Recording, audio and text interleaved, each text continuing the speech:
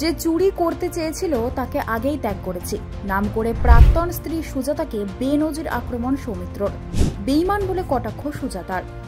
বিষ্ণুপুর লোকসভা কেন্দ্রের লোকসভা ভোটের দিনক্ষণ আগামী 25শে মে ধার্য করা হয়েছে।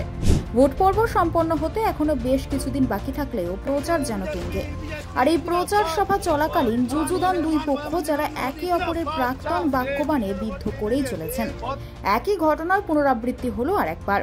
গতকাল সন্ধ্যাবেলায় ওন্দা বিধানসভার অন্তর্গত নাকাইজুড়ি অঞ্চলের আগোয়া গ্রামে বিজেপির তরফ থেকে একটি প্রচার সভার আয়োজন করা হয়। সে সভায় মূল বক্তা হিসেবে উপস্থিত ছিলেন বিষ্ণুপুর লোকসভা কেন্দ্রের বিজেপি প্রার্থী সৌমিত্র খাঁ। সেখানে জনগণের উদ্দেশ্যে খোলা মঞ্চে বক্তব্য রাখতে গিয়ে তার প্রাক্তন স্ত্রী সুজাতা মণ্ডল অর্থাৎ বিষ্ণুপুর লোকসভা কেন্দ্রে তার বিপক্ষে তৃণমূল প্রার্থীকে বেনজির আক্রমণ করলেন। তিনি বলেন, যে চুরি করতে চেয়েছিল সুজাতা তাকে আগেই ত্যাগ করেছি, কারণ সে একটা বড় চোর, তার জন্য তাকে ত্যাগ করেছি। পরে সৌমিত্রবাবু সাংবাদিকদের মুখোমুখি হয়ে বলেন যে সবসময় টাকা টাকা করে আমি তাকে ত্যাগ করেছি এবং আইনগতভাবেই ত্যাগ করেছি। অভিষেক বন্দ্যোপাধ্যায় একটা চোর, তাকে তো সরিয়েছি। আর যে চুরির টাকার জন্য সবসময় টাকা টাকা টাকা চাই, তাকে পরিত্যাগ করেছি এবং এটা আইনত ভাবে, কোনো লুকিয়ে না। আমি মমতা বন্দ্যোপাধ্যায়কে বলবো যে আপনি প্রার্থী করছেন, আপনি জানেন না যে কি হয়েছে না হয়েছে, আপনি সব জানেন, আপনি সর্বজান্তা। আর তাই মিথ্যে কথা বলে মানুষকে প্রচার করছেন কেন? সৌমিত্রবাবুর এই মন্তব্যতে পাল্টা মন্তব্য করেছেন লোকসভা কেন্দ্র তৃণমূল কংগ্রেস প্রার্থী সুজাতা মণ্ডল।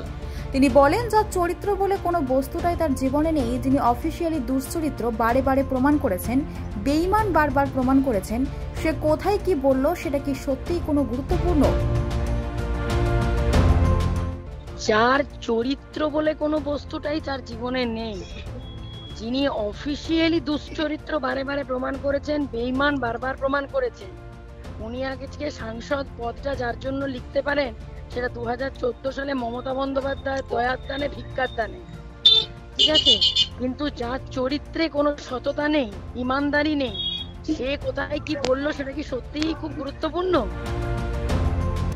সত্যি বিষ্ণুপুর লোকসভা কেন্দ্রের ভোট যুদ্ধ যেন মহাভারতের যুদ্ধকেও হার মানাতে চলেছে।